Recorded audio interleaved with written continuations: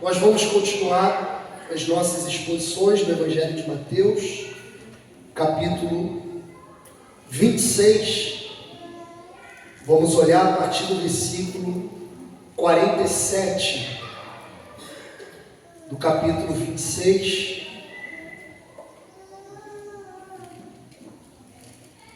Capítulo 26, a partir do versículo 47.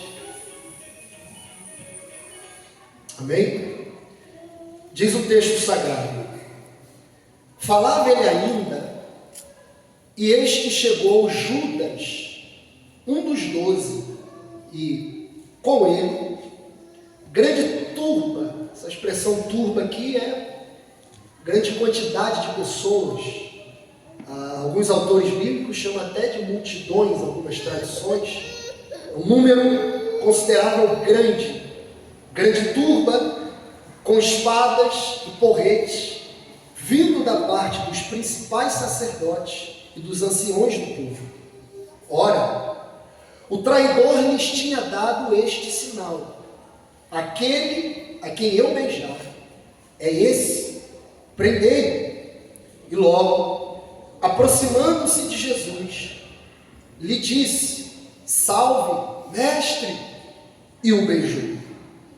Jesus, porém, lhe disse: amigo, para que vieste?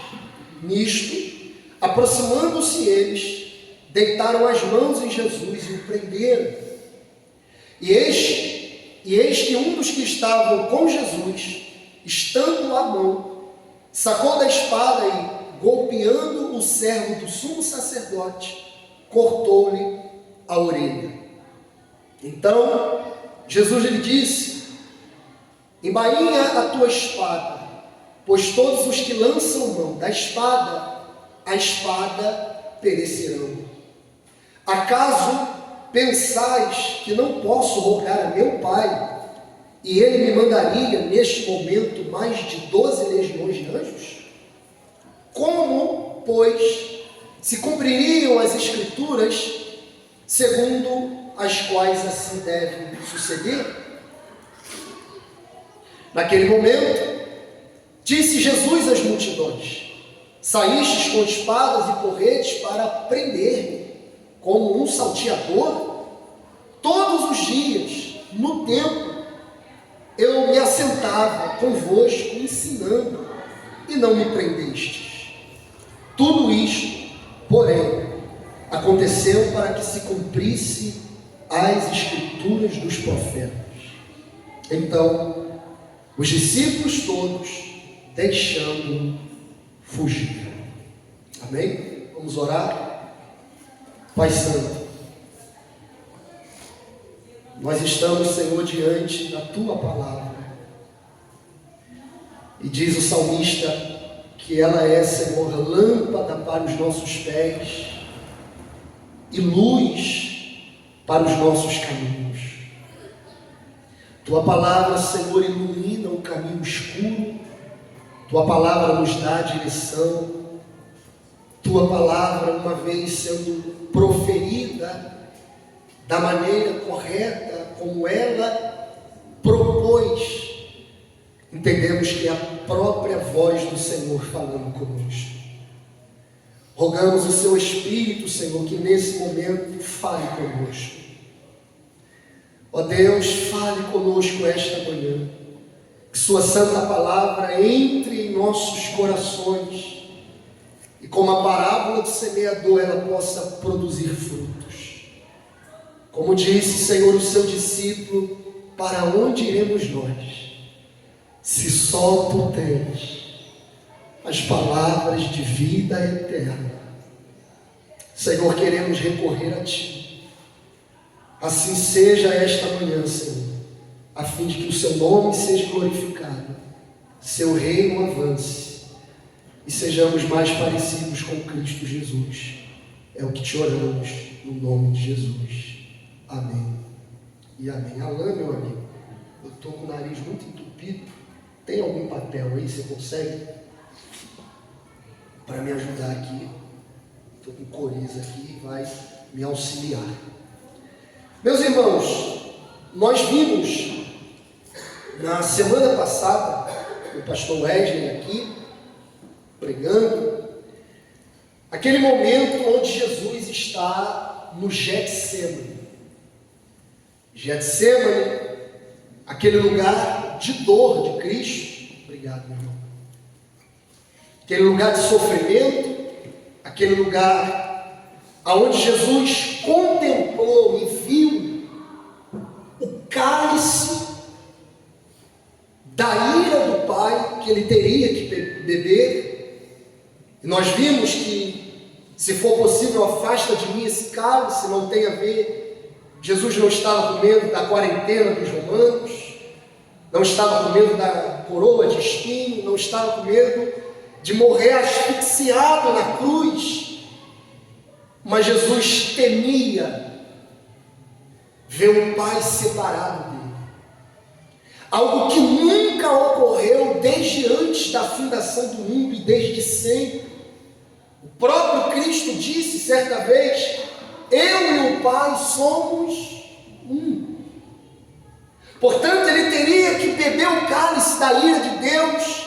Os nossos pecados seriam imputados no Cristo, posto nele. A ira de Deus cairia sobre Jesus. Ele seria separado do Pai. Ele viu isso. E orou 3 vezes, se fosse possível, o Pai afastar dele o cálice. Mas ele entendia: todavia, seja feita a sua vontade. Não, Adão. Esse lugar de prensa, esse lugar do Getsemane, é ali onde Jesus e os seus discípulos, a saber, 3 deles, mais íntimo que Jesus chamou para orar, Pedro, Tiago e João. Os demais vão chegar no texto aqui onde nós estamos. Os discípulos estavam ali também. Esse é o cenário. É madrugada de quinta para sexta. Na sexta-feira Jesus será crucificado. E é nesse período que Jesus acabou de orar. É nesse período que Jesus estava em oração, em agonia, indo ao Pai, orando. E nós vimos semana passada que era o oposto do apóstolo Pedro e dos discípulos. Jesus vai ao Pai em oração. Após Jesus estar nesse período de oração, ele diz para os discípulos: vamos nos levantar e ir. E ir porque está vindo o traidor. O traidor já está a caminho. Portanto, sempre é interessante esses apontamentos que Mateus mostra para a gente no Evangelho. É que Jesus não estava sendo pego de surpresa. Não estava sendo um acidente. Jesus estava consciente de tudo que estava acontecendo, porque tudo estava dentro da agenda de Deus. Tudo estava dentro do plano e do propósito de Deus. Portanto, Jesus diz, levantemos no versículo 46, vamos. Eis que o traidor se aproxima. E agora entra o texto da nossa exposição de hoje, aqui pela nossa manhã. Vai entrar o texto quando Jesus se levanta e diz que eles deveriam andar, que o traidor está vindo. E semelhante ao que o pastor Wesley fez na semana passada, na sua exposição, ele comparou as atitudes de Pedro com as atitudes de Jesus. Por sinal, muito impactante. Eu particularmente estou até agora, a semana inteira, mastigando e nutrindo tudo que foi pregado aqui. Me impactou muito, falou muito ao meu coração. Acredito que para alguns irmãos também, alguns tive a oportunidade de conversar e expressaram o mesmo sentimento de impacto que a palavra de Deus causou. E semelhante, nós vamos olhar cada personagem que esse texto mostra para a gente. Cada personagem nós vamos ver cada atitude deles que eles tiveram nesse cenário, nesse texto bíblico. Existem alguns personagens nesse texto e nós vamos olhar as atitudes de cada personagem, inclusive a do próprio Cristo, a do próprio Jesus. Qual foi a atitude dele nesse cenário? O primeiro personagem que nós olhamos nesse texto e a atitude dele é de Judas Iscariotes. Dos versículos 47 aos 50, é o primeiro personagem no texto que apresenta e qual é a atitude que Judas Iscariotes tem.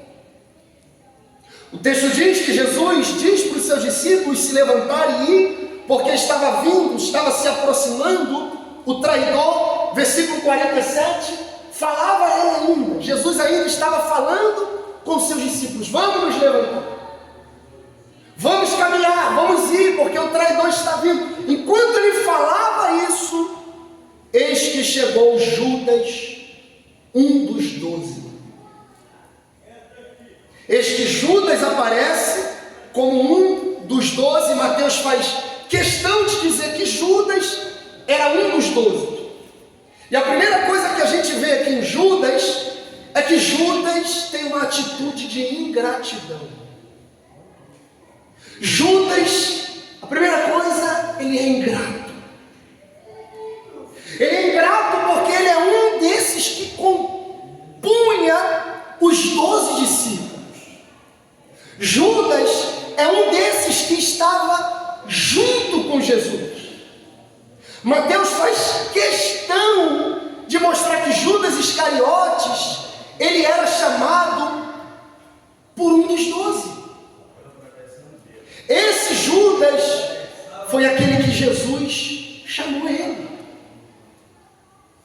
Judas não foi alguém que foi posto assim entre os 12 ocasionalmente. Não, ele foi chamado por Jesus. Jesus, assim como chamou Pedro, Tiago, João, André, Filipe, chamou também Judas. Judas foi um dos chamados por Jesus. Recebeu uma especial honra entre os 12, que era cuidar da bolsa da oferta. Ele era tesoureiro do grupo, do colégio apostólico de Jesus. Ele era tesoureiro, ele tinha uma honra, ele tinha um cuidado. Ele ouviu os ensinamentos de Jesus. Todo o sermão do monte, bem-aventurado, bem-aventurado, ele ouviu todo o sermão. Ele ouviu não o Alex pregando, não o pastor Wesley pregando, ou algum outro pregador que você admira. Não, ele ouviu Deus pregando para ele. O maior pregador da história, o pregador perfeito, que é a própria palavra que prega. Ele viu Jesus pregando. Ele viu o próprio verbo ensinando para ele, a própria palavra se manifestando diante dele. Ele viu o próprio amor andando.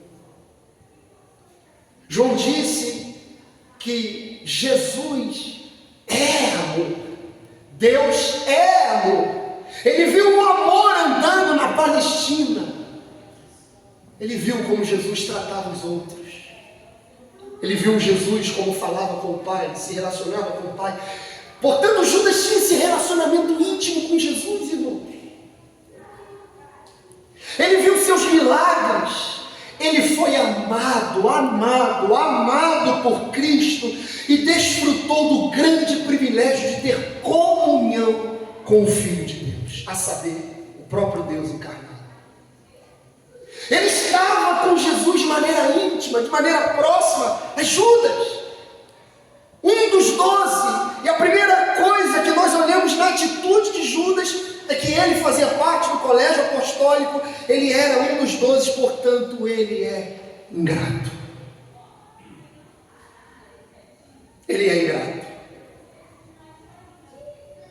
Judas, dominado pelo pecado da avareza, abriu a brecha para o diabo entrar na vida dele. E agora ele se associa aos inimigos de Cristo para prender Cristo. Aquele que tem o coração endurecido pelo pecado, aquele que não foi regenerado o seu coração, por todas as dádivas e bênçãos que Deus tem dado a ele, ele é ingrato diante de Deus. O ar que respira, o pão de cada dia posto na mesa, olhar para a vida de Judas, talvez não seria você andou com Jesus, você está com Jesus, mas talvez você tenha sido tão abençoado por Jesus. O ar que você respira, o pão de cada dia, o teto sobre sua cabeça, você tem tido tantas bênçãos dele. Esses que estão com o coração endurecidos e ainda permanecem inimigos de Cristo. E os para o contexto religioso cantou com Jesus, ouviu a pregação de Jesus,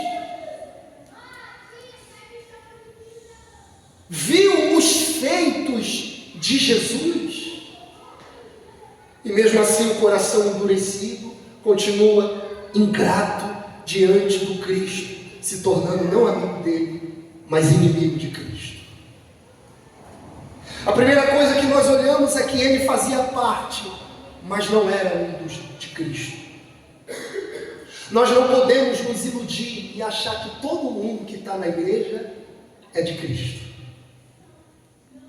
Nós não podemos nos iludir e achar que todos que fazem parte do grupo do Cristo pertencem a Cristo. E a grande análise somos nós que devemos olhar para nós mesmos, para o nosso coração e dizer: será que eu sou um ingrato como Judas? Será que eu sou amigo do Cristo ou faço parte daqueles que são inimigos do Cristo, mesmo envolvido com o Cristo? Será que eu sou um dos de Cristo ou não pertenço a Cristo? Judas andou, Judas comeu, Judas viu, Judas ouviu, Judas aprendeu, Judas dormiu junto, Judas estava ali, mas não era dali. Judas ouvia, mas entrava no ouvido e saía pelo outro, não entrava no coração. Judas via, mas o que via não penetrava na sua alma. A ingratidão de Judas. A segunda coisa, Judas, ele é o traidor. Versículo 48. O 47 diz que ele era um dos 12, com ele uma grande turba, com espadas e porretes, vindo da parte dos principais sacerdotes e dos anciões do povo. Uma grande turma com porretes, com espada, para pegar um homem. Eles imaginavam que os discípulos de Jesus não deixariam levar Jesus e teriam algum tipo de atrito, e com isso levaram guardas e oficiais para que não houvesse nenhum tipo de confusão, a saber, era a celebração da Páscoa, não podia ter alvoroço em Jerusalém. E aí, para pegarem um homem, levam essa quantidade de pessoas e Judas está ali no meio deles. E no versículo 48, Mateus diz: ora, o traidor lhes tinha dado este sinal: aquele a quem eu beijar é esse, aprendei. Olha a expressão de Mateus, o traidor, mas Jesus também o chamou no versículo 46: levantemo-nos, vamos, eis que o traidor se aproxima. Portanto, Judas, além de ser ingrato, a ingratidão dominava o coração dele, ele era o traidor. Ele traía Cristo pelo dinheiro. O coração dele não era dominado por Cristo, o coração dele era dominado por Mamon. O coração de Judas não estava no Cristo. Eu sou capaz de trair Jesus. Tudo que eu ouvi, tudo que eu aprendi, tudo que eu me relacionei, tive intimidade com Ele, por causa de dinheiro. Aquele que não tem o coração no Cristo, o dinheiro vai levar, Mamon vai levar, as coisas desta vida vão o levar. Aonde tem estado o nosso coração? Aonde está o nosso coração? Como o de Judas, que traz Jesus por 20 moedas de prata e outra. Uma coisa tão pequena. Porque Jesus falou da parábola que ele é a pérola de grande valor. Ele é a maior riqueza que o homem pode ter nesta vida. E nada se compara ao Cristo de Deus. Aonde tem estado o nosso coração nessa nossa suposta caminhada cristã? No Cristo ou nas coisas desta vida? E para nós, o povo do Ocidente, brasileiros, nós não sofremos algum tipo de perseguição no sentido de negar a fé ou morrerá. A nossa tentação aqui no Ocidente é sermos seduzidos pelas coisas desta vida. A nossa tentação aqui é ser seduzido pelo que o mundo nos oferece. E o texto diz, e nós passamos por esse texto atrás, que o diabo já tinha entrado no coração de Judas. O coração dele já estava dominado por avareza. Os evangelistas diz, Marcos, por exemplo, diz que Judas roubava a bolsa da oferta da tesouraria do Cristo. Judas traz Jesus por mamão. E a grande verdade é que nós podemos cair nesse pecado e vez ou outra caímos. Mas a pergunta é, nós caímos no pecado e continuamos nele ou nos arrependemos e voltamos para os braços de Cristo? Houve traição de ambos os discípulos, tanto de Judas quanto de Pedro. Pedro também traiu. Só que um não se arrependeu. O outro se arrependeu e disse, tu sabes que eu te amo. Na beira da praia, andando com Jesus ressurreto, olhou nos olhos de Jesus e diz, tu sabes sobre o meu amor por ti, tu sabes. O outro houve remorso a ponto de suicidar, não houve arrependimento. Aonde está o nosso coração? Nós somos daquele que talvez até podemos trair o Cristo, por estar nesse corpo ainda incorruptível, por estar ainda neste mundo caído, mas quando pecamos, nos arrependemos amargamente, ou somos aqueles que traímos Jesus diariamente e não tem efeito nenhum no nosso coração. Ele é um ingrato, porque ele provou das coisas do Cristo, mas não quer o Cristo. Ele é o traidor, ele traz Jesus por mamão. Terceiro, ele é o hipócrita. Judas é um hipócrita, é um falso, é uma farsa. Versículo 48 e 50, olha que interessante. O traidor lhes tinha dado a sinal, aquele a quem eu beijar. Essa expressão aqui, beijar, no versículo 48, desculpe, irmãos, está difícil aqui, meu resfriado. Essa expressão aqui, beijar, no versículo 48, eu não sei falar grego, mas vou tentar aqui, é filien,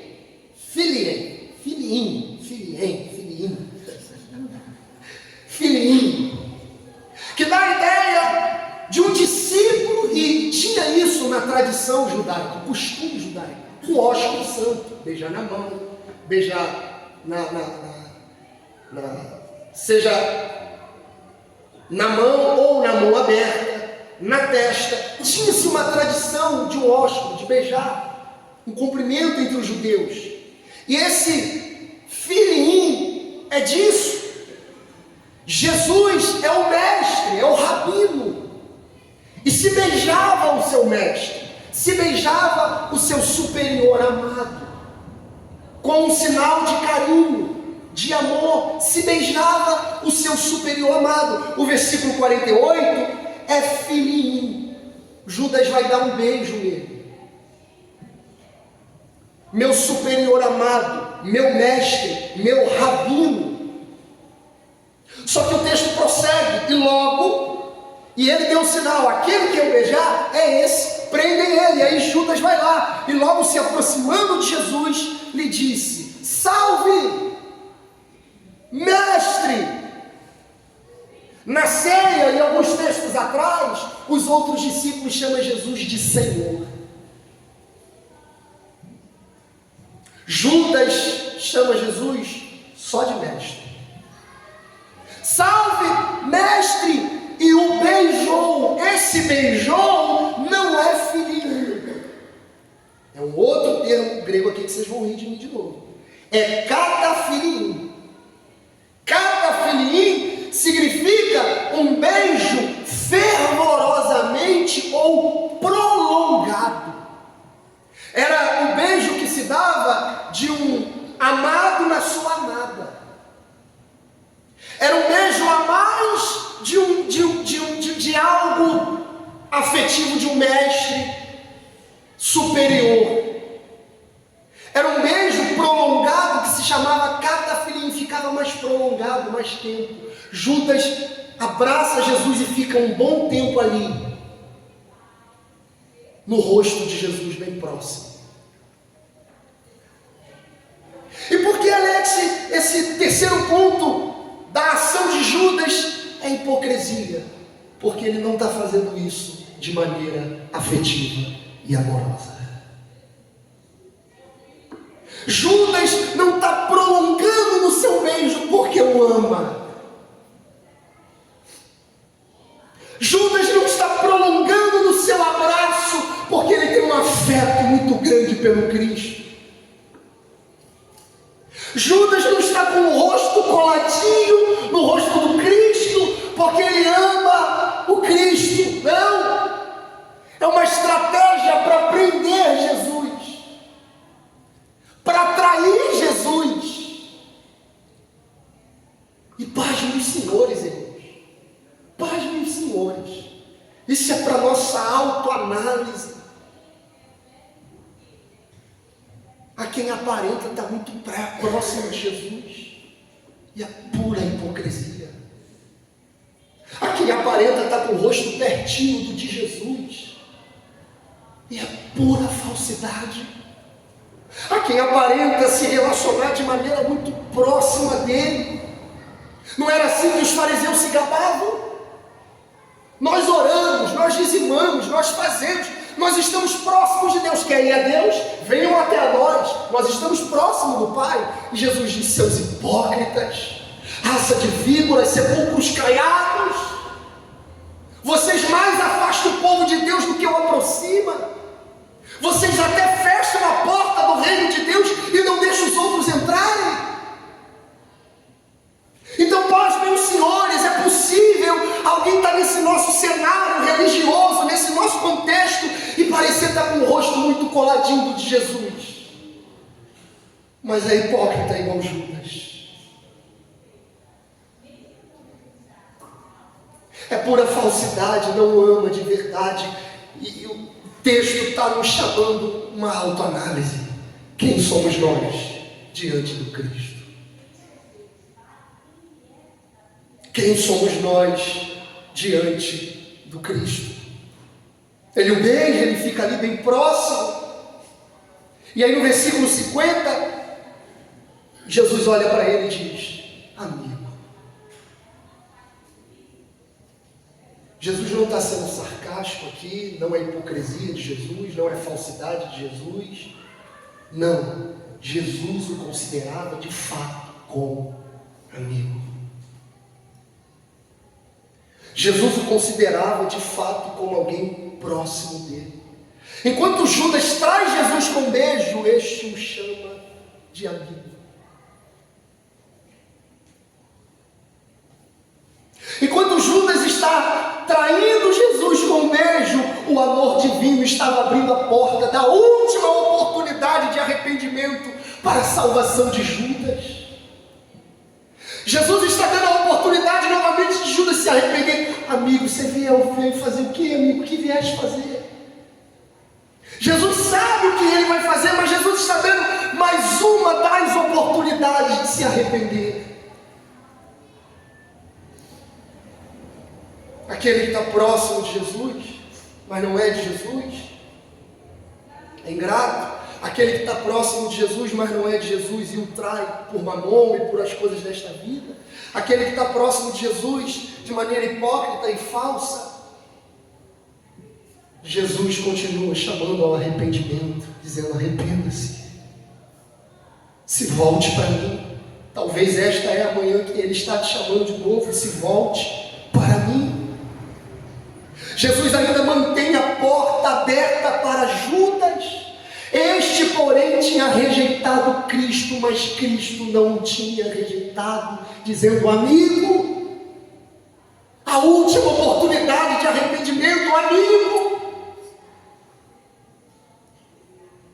A porta da graça ainda está aberta, amigo. O trono de Deus ainda está acessível, amigo. As coisas do mundo perecerão, mas a eternidade permanecerá para sempre, amigo. 20 moedas de prata é muito pouco diante do que eu sou para você, amigo. A voz de Deus ecoa nos ouvidos de Judas, mas Judas continua com o coração endurecido. Judas continua com o coração endurecido. E ele vai saindo próximo de Jesus e os guardas vão chegando. A porta da graça ainda está aberta, te chamando ao arrependimento, amigo. O sangue de Cristo ainda está jorrando na cruz para te purificar de todos os pecados, dizendo: amigo. A porta da igreja ainda está aberta, o púlpito ainda está proclamando o reino, o evangelho de Deus, dizendo: venha, amigo. Amigo. Versículo 47, a ação de outros personagens no texto, a de Judas foi, a ação de outros personagens é do versículo 47, essa grande turma que veio com espadas, que veio com um monte de coisa para pegar Jesus.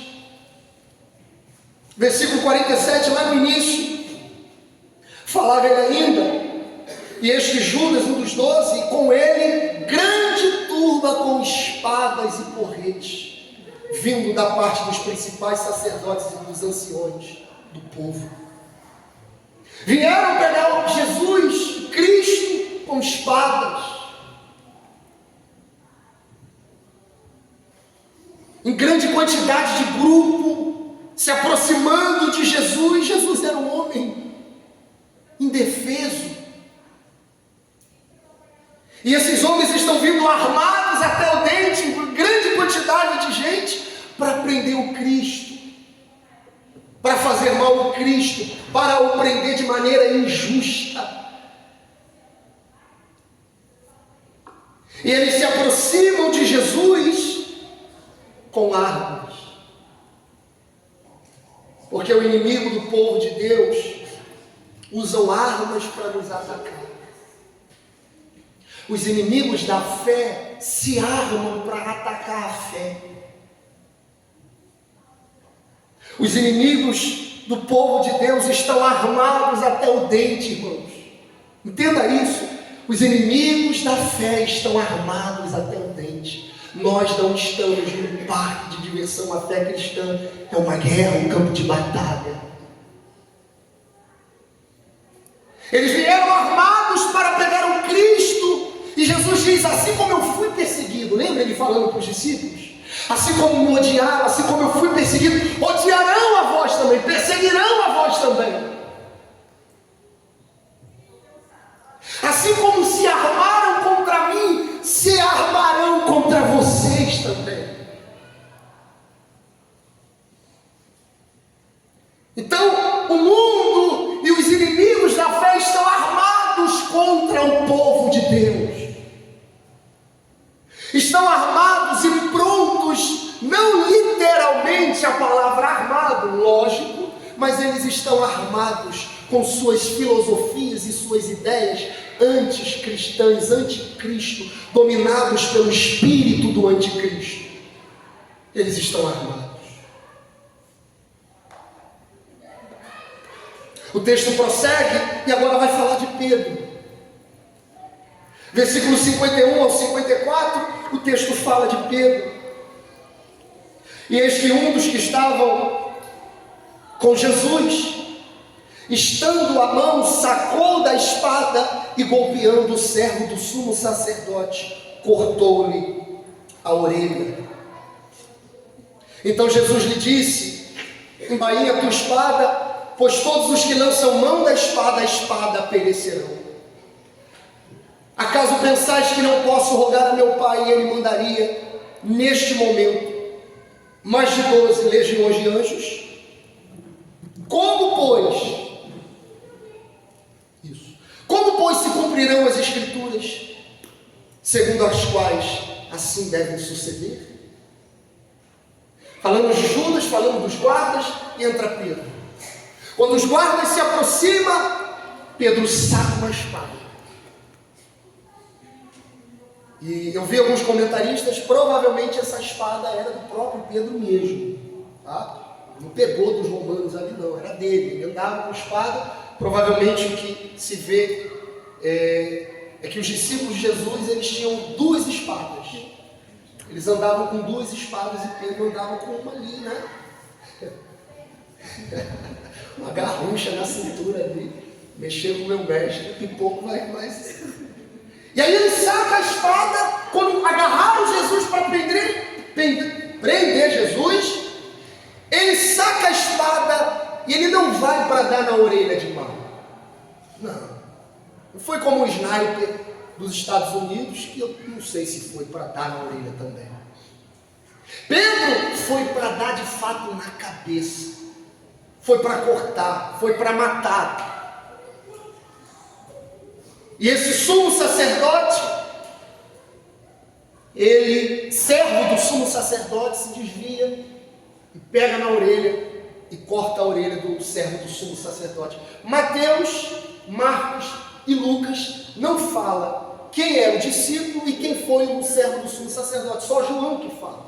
João fala que quem atacou foi Pedro e quem foi atacado é o servo do sumo sacerdote chamado Malco.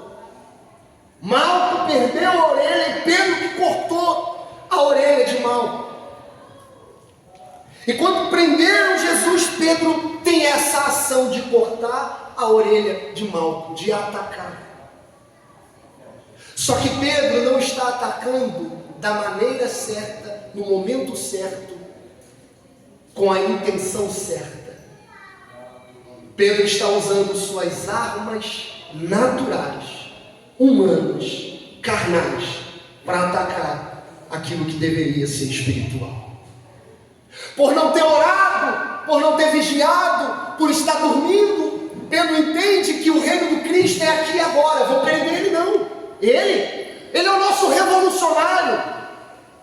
Ele vai sentar no trono de Jerusalém, ele vai tirar Roma do poder. O nosso Cristo, levar ele para morrer? Não, vou matar vocês. Não encosta nele. Pedro não entendia o plano de Deus, porque quando era para ele orar, ele estava dormindo.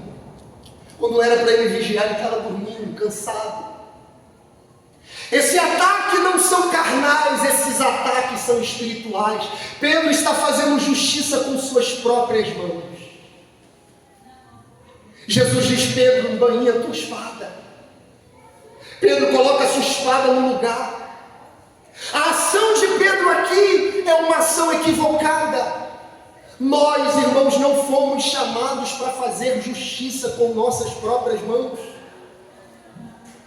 Nós não fomos chamados para usarmos as armas naturais da carne. Nós não fomos chamados para usarmos as armas naturais da carne com daquilo que é espiritual. Jesus diz: Pedro, embainha a tua espada. Embainha a tua espada, guarda ela. Não é assim, não é dessa forma. Você não entendeu nada, Pedro. O meu reino não é deste mundo. O meu reino não é do aqui e agora. É isso que Jesus olha: embainha a tua espada, pois todos os que lançam mão da espada, a espada perecerão. Todos aqueles que lançam mão da espada pela espada perecerão, Pedro. Você não foi chamado para agir dessa maneira. E qual é a ação desse Pedro aqui? Pedro é esse que faz justiça com suas próprias mãos, enquanto vê Cristo sendo atacado. Cristo é atacado, a igreja é atacada, e nós não fomos feitos para fazer justiça com nossas próprias mãos. Nossas guerras são espirituais, irmãos. Nossas guerras não são carnais, nossas guerras são espirituais. Pedro está usando de armas carnais, enquanto essas batalhas, elas são espirituais. A Bíblia diz que de Deus vem a justiça. De Deus vem a justiça. Nós não fomos chamados para fazer justiça com nossas próprias mãos. Enquanto Jesus fala para ele, embanhei a espada, ele olha para Pedro e diz: Pedro, você acha que se eu dissesse para o Pai me mandar aqui agora 12 legiões de anjos, você acha que o Pai não mandaria? Você acha que o Pai não me mandaria 12 legiões de anjos? E uma legião de soldados romanos era equivalente a 6.000 soldados. Imagine 12 legiões de anjos, é o equivalente de 72 mil anjos, seres angelicais. E há um relato no Antigo Testamento que apenas um anjo matou um exército enorme. Um anjo matou um exército enorme. Imagina 72 mil, nem precisava. Então Jesus está olhando para Pedro e está dizendo: Pedro, não são com as armas carnais. Você não entendeu, meu reino não é deste mundo. Guarda sua espada, não é justiça com as próprias mãos.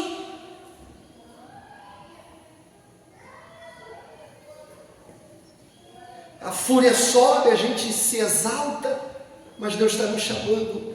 A igreja desde sempre foi perseguida. O Cristo desde sempre foi perseguido. Sua guerra é espiritual. Continue olhando para Ele, falando dele, e vai adiante. E ele termina olhando para Pedro e dizendo: como, pois, se cumpririam as Escrituras? Você quer que não se cumpra as Escrituras? Segundo as quais assim deve suceder?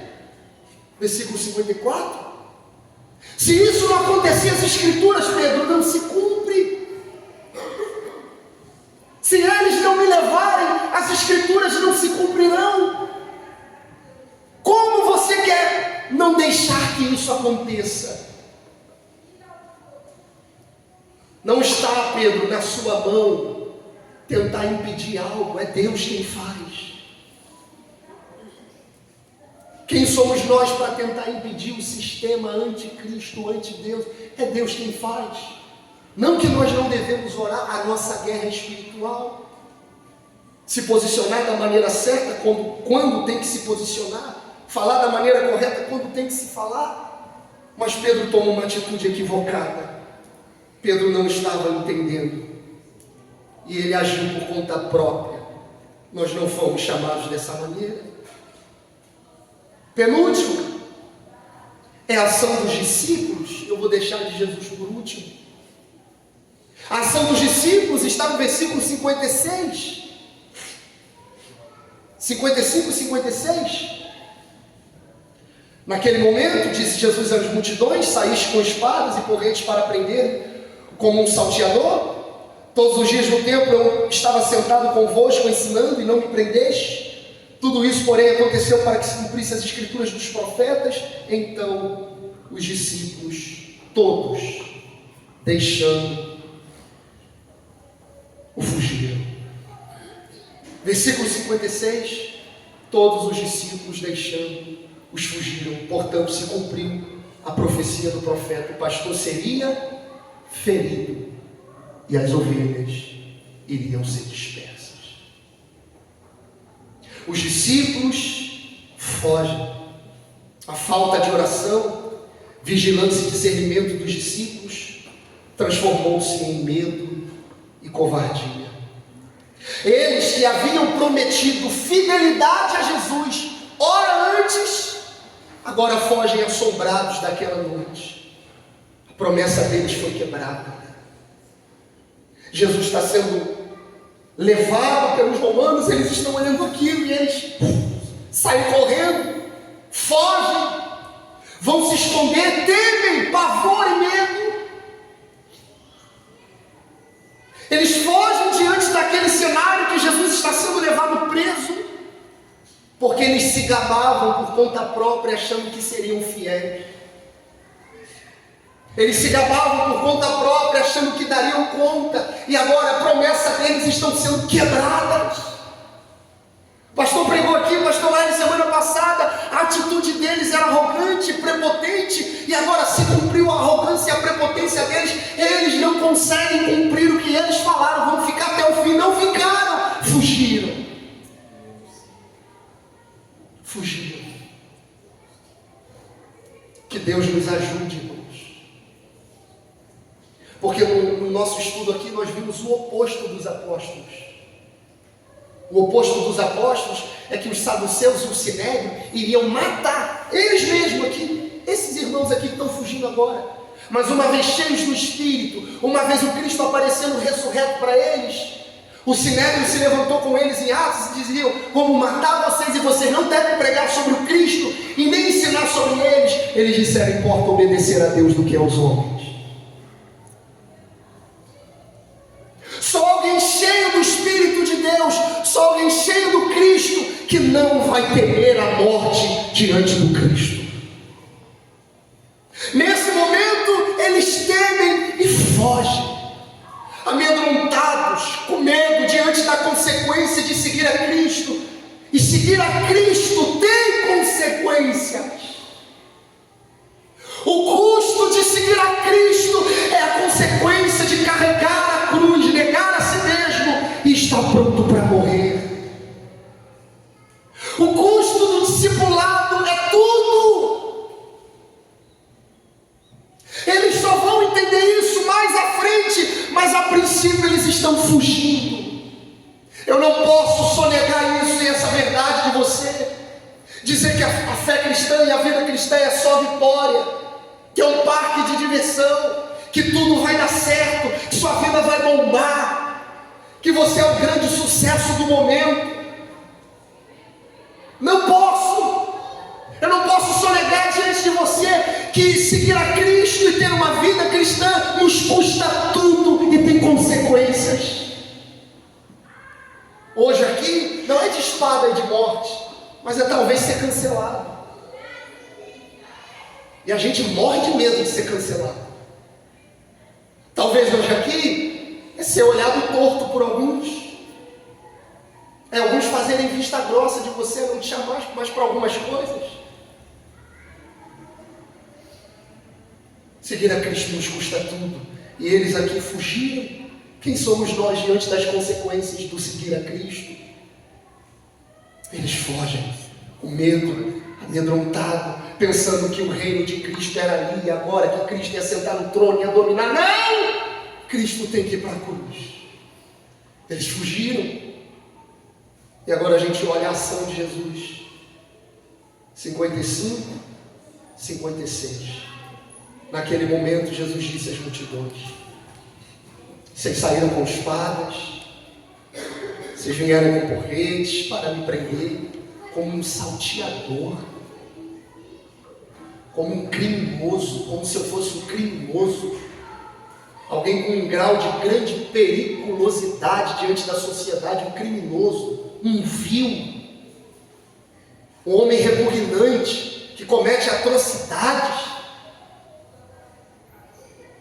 Vocês me veem como um salteador, vocês me olham como um ser ruim para o povo.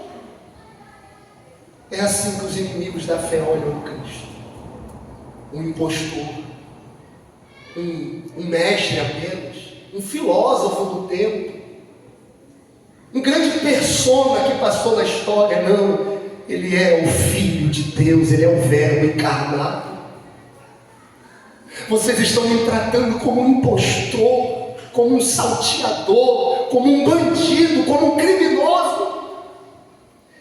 E aí, Jesus disse que o Pai escondeu para alguns quem era o Cristo, mas para outros Ele revelou, para os pequeninos Ele revelou quem é Cristo. Ele abriu os olhos e esses viram quem é Jesus.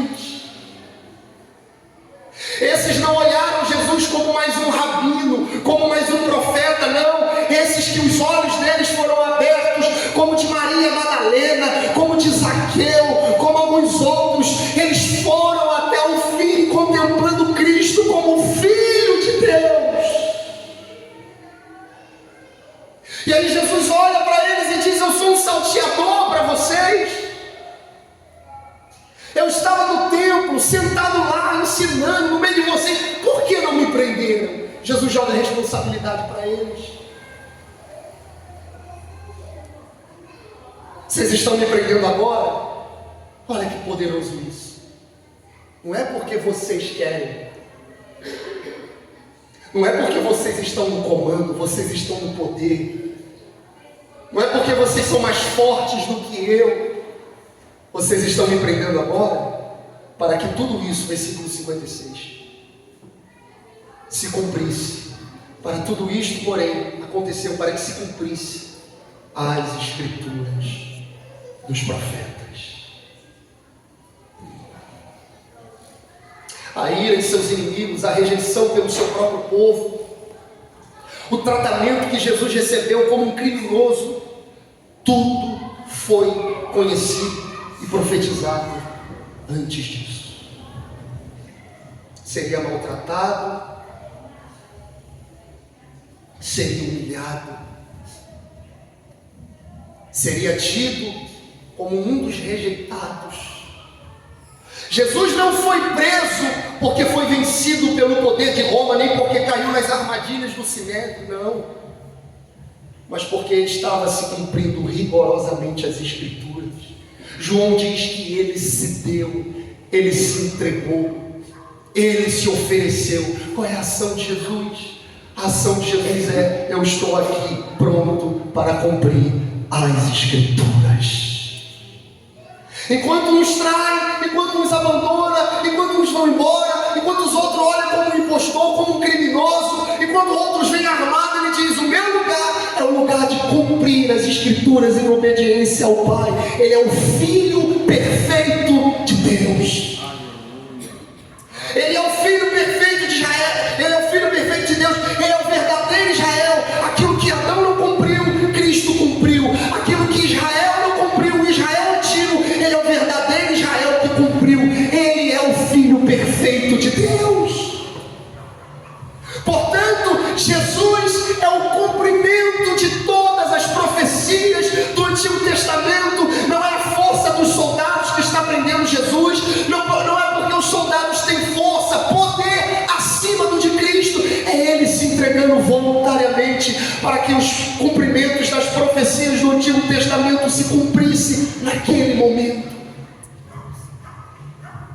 Portanto, o seu Jesus, o meu Jesus, o nosso Cristo não é mais um revolucionário na história. O nosso Cristo não é mais um profeta que pisou por aqui. O nosso Cristo não é mais um mestre sábio entre os judeus, não. O nosso Cristo de fato é o Messias prometido e profetizado no Antigo Testamento, que está se cumprindo agora no Novo Testamento.